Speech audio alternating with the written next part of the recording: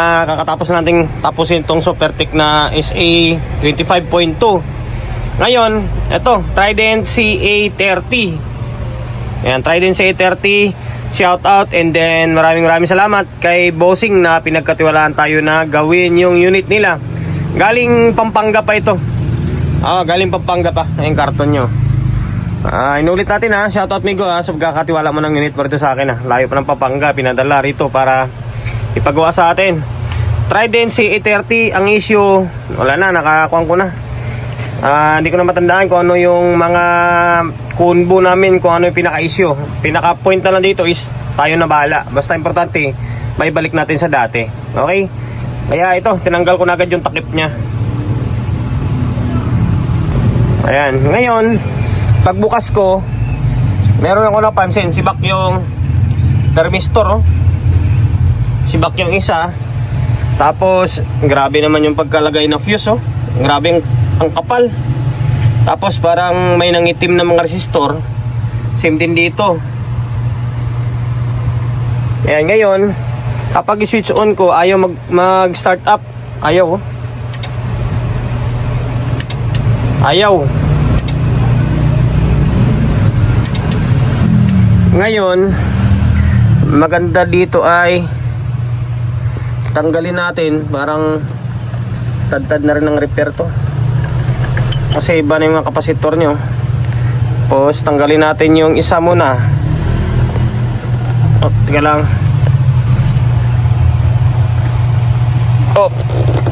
Tigas, tika lang, tanggalin ko muna yung isa.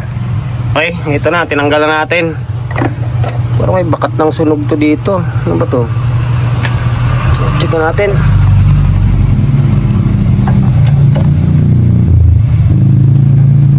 Parang lumiyab yung kapasitor sa ilalim no? Dati na siguro yan. Ngayon kahang na yung isang side. On natin ulit. Ayaw mag-on talaga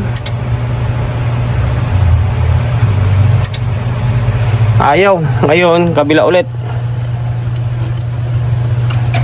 Tayo mag-start up to Wala, nung to nilagay ko sa 220, sumirit yung thermistor. So merit siya. Ayan parang may kailangan patinuin muna natin. Sumirit yung thermistor. Patinuin muna natin tong dito sa may soft start. Saka tayo mag-proceed siguro dito. Baka may problema pa na iba. Okay, soft start muna tayo. Ngayon, bago natin simulan yan, bago natin repair yung soft start nya, promotion muna tayo agad. Sa mga hindi pa nakapag-subscribe, goal natin ngayong taon 100k subscriber. Sana maabot. Makukuha ko yan or makakamit ko yun sa pamamagitan ng tulong nyo. Isang subscribe, malaga na sa akin yun. Subscribe ka, pinutin mo yung bell button sa gilid, select mo yung all. Ayan, kapag napindot mo na yan, manonotified ka kapag meron tayong bagong upload na video. Nag-upload tayo na video, 1 beses, 2 beses kada araw. Okay? Ngayon, tanggalin ko muna tong front panel. Sibak pala yung mga thermistor nyo. Ito, butas. Ang naiwan ay parang isa na lang. Isa na lang. Ito, butas, biak. Tapos itong pangatlo, biyak din. Dito, biyak din to sa ilalim. Isa na lang, ito na lang natira. Ito. Okay, 10D25. Yan, 10D25 yung value nya. Ngayon, palitan natin.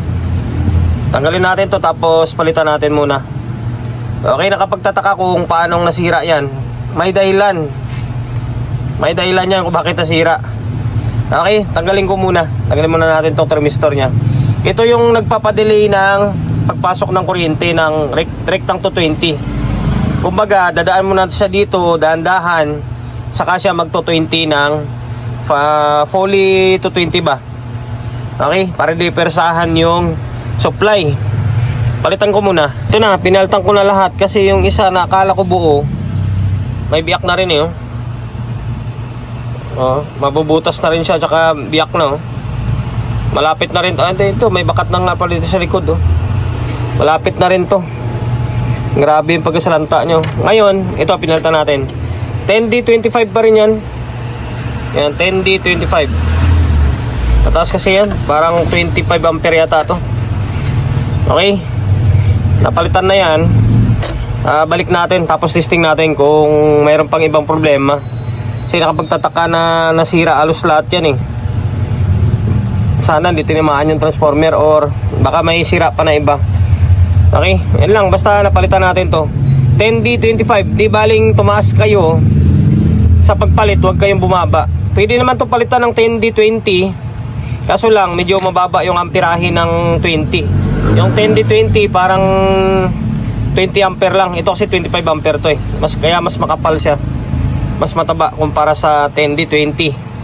Although kahit 10D20 pwede naman kung talagang walang wala kayo. Diba? Kung wala talagang walang pamalit. Kung may pamalit naman, mas maigi balik sa dati.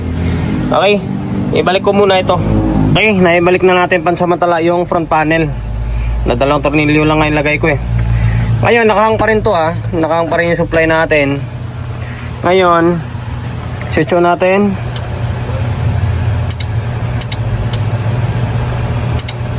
Ayaw mag switch on eh. Tingin ko may problema pa rin talaga dito sa may power supply dito.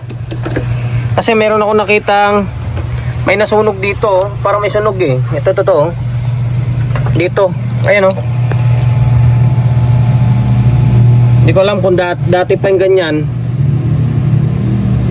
Parang sunog. Okay.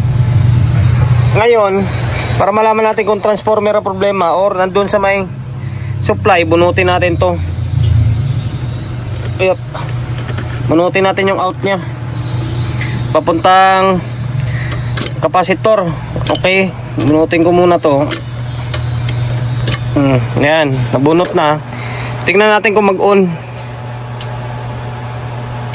Okay, nag-on.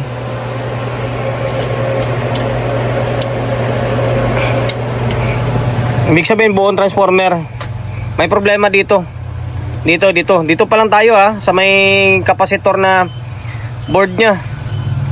Pambira na yan Okay, palitan na ng kapasitor. Tanggalin muna natin to. Troubleshoot natin dito kung bakit ayaw mag start up kapag kinabit natin to. Mukhang may shorted dito. Butas pala to dito eh. Nirepair pala nila. Butas pala ito. Kaya pala sabi ko parang may nangitim. Baka may mali na linya rito or may gumagapang kaya ganito. Kailangan kayurin ng todo to. Kaya siguro nag-short siya. Okay, kuha ko na. Grabe no, nabutas. Ngayon ayusin ko to. Try kong kayurin pa ng todo to. Tapos hinangin kasi lahat ng mga nangingitim na yan, gagapang pa yung kuryente dyan. Kaya magiging cause ng pagka-short nya. Okay, mataas na voltahe pa naman yan. Tapos check ko tong mga diode. Check na natin tong diode kung grabe yung pagkasalanta nito no. Tapos kinagamitan pa nila ng rekta na fuse na makapal. Okay. Tapos testing natin or check natin tong diode natin. Mukhang short to Hindi naman. Okay, hindi naman siguro. Dito okay, mukhang buo naman. Dito lang talaga siguro. Dito lang. Double check ko itong linya na to na naputol. Naibalik na natin pansamantala. Ito lang muna. Yung secondary dito na supply papuntang amplifier stage. Wala, hindi mo na nakakabit. Wala, ayaw pa rin talaga. Kapag ito 20 mo yan, sibak na naman yung thermistor na to. Ibig sabihin may shorted talaga. Pero kapag binunot mo to,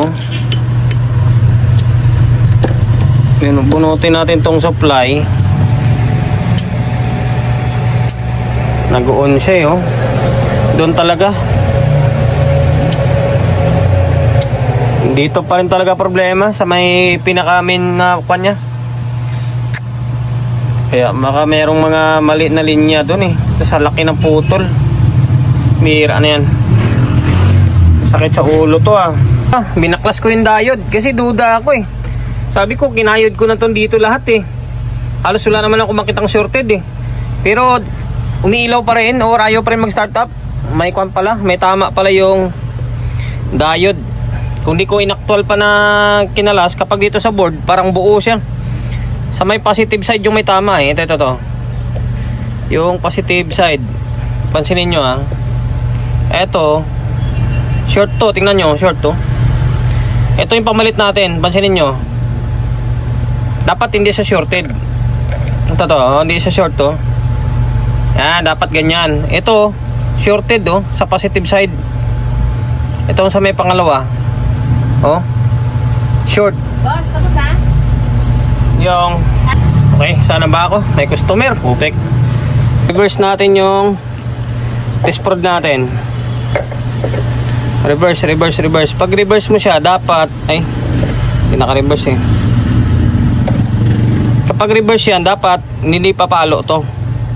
Sa kanya meron pa rin oh, short oh. Ito wala yan oh. 'Di ba? Sira pala yung diode, putik niyan. Ngayon ito yung pamalit natin bago to.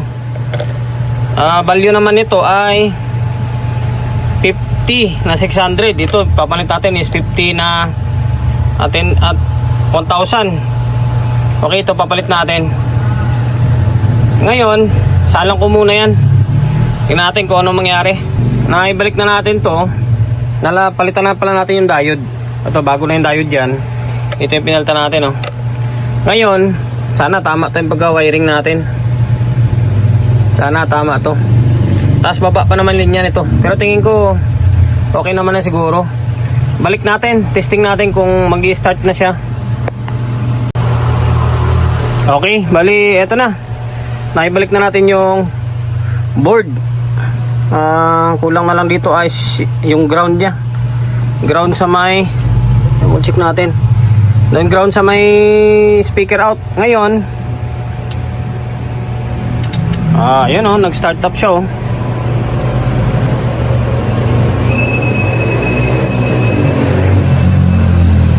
Yan lang. Naka-protect. Naka-protect siya oh. Okay. Good na yung good yun na yung power supply natin. Problema, naka-protect parehas ah. Posible naman. Baka bumigay na parehas yan kasi nangitim na. Tingnan natin kung may bias. Wala na. Meron no. Mababa lang. Meron bias oh. Channel 1. Pero bakit tayo magpan? Ayaw bumaba yung protect. Kulit ah. Bakit ganun?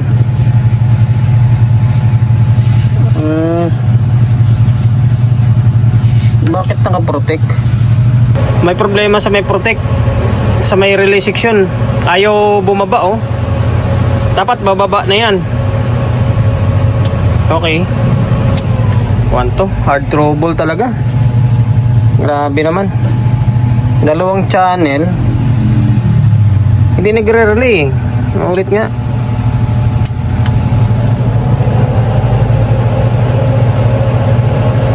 Wala, ayaw nga.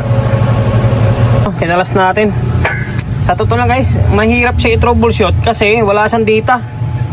Wala nakasulat dito kung anong voltahe yung papasok dito. Bira na yan, no? Baka mamaya may tinamaan dito kasi nung pumutok siya, baka kulang ng voltahe kasi dito kumuha eh. Dito siya kumuha ng voltahe. Yung ito kasi para to sa may sensor. Dito siya kumuha papunta dito. Dapat may voltahe. Tapos yung require na voltahe ay 24. Dapat may 24 volts na papasok dito. Check ko muna. Ito, binaklas ko ulit. Kasi sinusuyod ko, pambihira na yan. Mali pala yung salpak dito. Dapat pala, sinundan ko lang din naman yung kabit nila eh. Yung glue na to, dapat dito talaga to sa loob. Yan, tapos yung dalawang puti, gilid sa gilid. Okay, kasi ito, supply ito ng 24 volts para sa may relay. Yan, 24 volts. Yung dalawang puti is 12 para sa may fan. Okay, para sa may fan siya. Kaya pala ayaw siyang bumaba. Ngayon, isa pa pinagtataka ko bakit naka-jump yung wire dito. Ito, pinutol ko lang to dito eh, para tanda. Dito, bakit pinutol din ito? Yan, dito yan, kulang na ng isa oh. Diyan dapat nakakunik yan. Same din dito sa kabila pinutol din eh. Totoo. Hindi ko alam kung ano pinakadahilan eh. Mamaya malaman na lang natin yan. Baka sinadya talaga pinutol yan. Baka mari lang yung factory. Ngayon, okay na to. Tama na. Nagkamali lang ako dito sa may dito sa pagpalit. Kaya ganun talaga. Kailangan talagang baklasin para mababaybay mo kung saan papunta yung linya, kung bakit ayaw, di ba? Bakit naka-protect siya. Ano talaga, huwag kayong maginayang sa oras. Eh kung kailangan suyurin, ano gagawin mo dyan? Binalik muna natin yung isang board lang muna. Yan, nakapiston na ulit. Tapos ito, pinutol natin yung ground. Mamaya, lagyan natin ng sapin yan. Pansamantala lang muna. Okay, may bias naman to dito eh. Good naman yung bias na nasa 0.25. Ganun lang. Ngayon, okay, meron pa akong napansin. Parang sira pa yung relay. Parang ayan, bumaba na oh. Bumaba na yung protect. Yung relay hindi nag-trigger. Tapos pag on ko, parang may tumutunog sa speaker. Meaning parang nakakontak na siya agad. Okay na, wala na yung kanya. Bumaba na yung protect. Kwan lang, kamali lang na salpak. Yung blue pala na to doon sa apat sa loob. Ngayon, ito, naka-play na yung laptop natin. Ngayon, ito, ay may audio siya oh. Good yung audio. Sa tingin ko, ang pinutol na linya, yung maliit na yon, saan ba yon? Yung linya na ito, baka sa signal to. Baka sa signal siguro ito eh. Tingin ko lang sa signal siguro yan. Kasi may audio siya pero hindi nag-indicate yung signal oh. Diba? Wala oh. Ba, hindi umilaw yung signal niya. Ngayon, ang gagawin natin, medyo matrabaho. Ayan oh, malagabog yung speaker. Palitan natin tong relay oh. Tingin ko sira yung relay na yan. Hindi siya nagtitrigger. Or maramang nakakontak na siya kasi may audio naman eh. Nagko-contact na, hindi na bumabalik. Okay, tapos hanapin ko kung bakit pinutol yung linya. Makuan. Ito yung pinaka-asel oh, magbaklas nito. Ang dami pa naman tornilyo niyan. Kinalas na natin. Nahirap, daming tornilyo. Ngayon, ito yung stock nyo. YLA. Yale. Tapos, ito yung pamalit natin. Broadway. Yan, Broadway na 24 ito 24 volts 24 BDC. Ngayon, ito 5 pin kasi ito. Putulin na naman natin to. Isang pin na to, putulin to. Kasi ito 4 pin lang kasi ito. Ayan, tapos kapag napalitan ko na to, babaybayin ko yung linya kung bakit or saan pumunta yun. Yung pin na pinutol nila. Okay?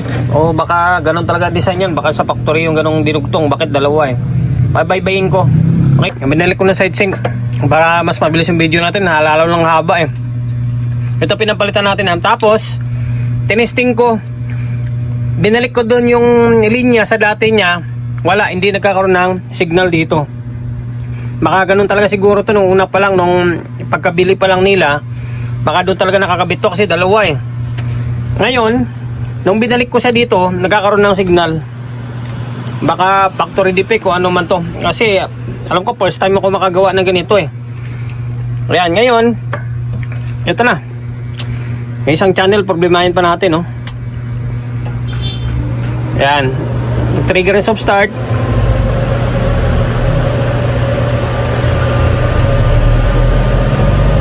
O yan, nag-trigger to. Ba, narinig nyo naman. Sira talaga itong lintik na to. Nahirapan pa tayo pagbaklas. Ngayon, naka-play yung laptop natin. May audio input tsaka output na nakakabit yan. Kanina pa. Pansinin nyo, ha? Diba? Oh.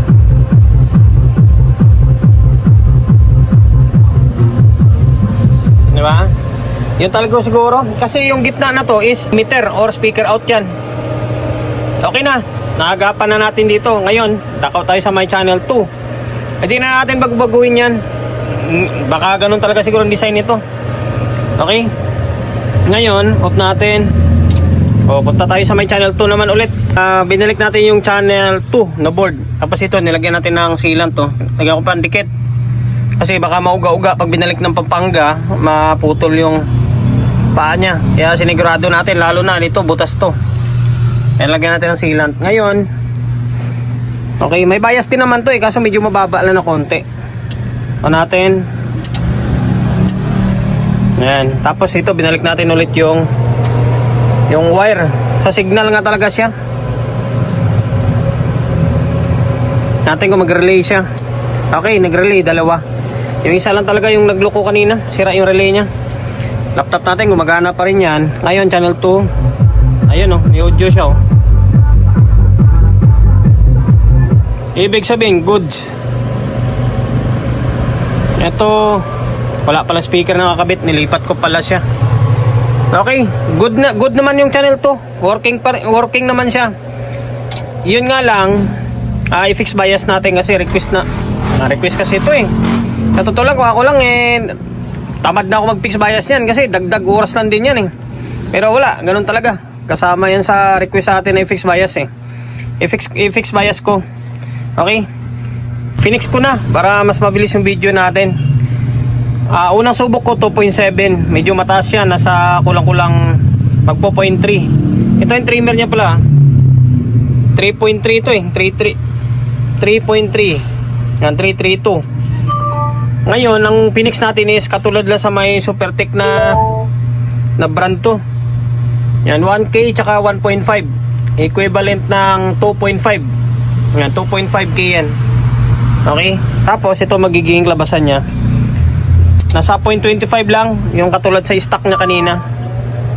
Okay, sukat tayo. Kasi kung magkakalibrate pa ako, haba lang yung oras natin. Kasi doon pa lang sa una, sa intro pa lang eh, nag-consume na ng oras doon sa may kapasitor.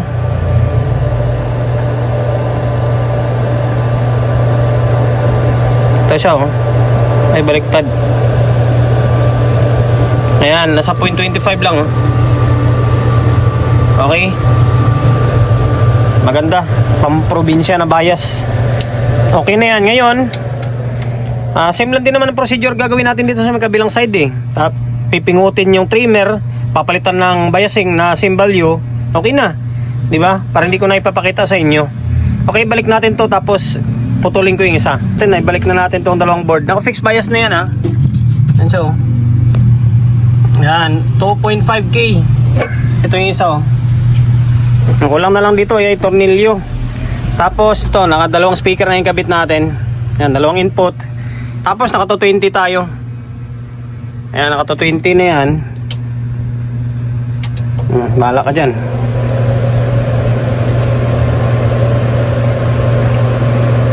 Lakas ng pan. Okay.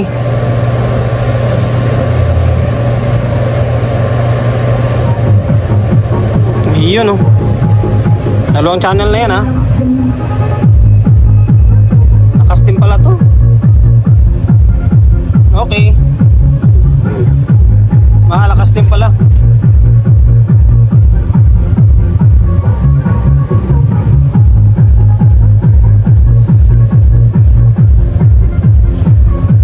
Yan lang, masyado tayong pinahirapan doon sa may power supply. Kahit pa paano, napagana naman natin. Sira yung diode, tapos yung linya, inayos natin. Tapos, sira yung isang relay dito. Ano pa ba? Yun lang, tapos pinix bias natin.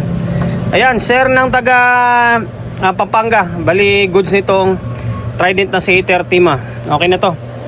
Maraming salamat sa pagkakatiwala mo ng unit mo rito sa akin. Kulang na lang dito ay mga tornilyo. Tikpa na tornilyo ng todo. And then sana nakapagbigay ideya tayo sa mga kapwa natin technician na bago-baguhan lang syempre. Sa mga veterans, very basic na lang sa kanila ito kung paano gawin yung ganitong klaseng mga trouble. And then dahil umabot ka sa part ng video natin na ito at hindi ka pa rin nakapag-subscribe, hindi ka lang nanonood ng video ko bali goal natin ngayong taon 100k subscriber. Sana umabot tayo ng 100k subscriber. Makakamit ko yun sa tulong nyo syempre. Kaya every subscribe counts. Kaya kung di ka pa nakapag-subscribe dyan, subscribe na ang YouTube channel natin Pindutin mo yung bell button sa gilid, select mo yung all.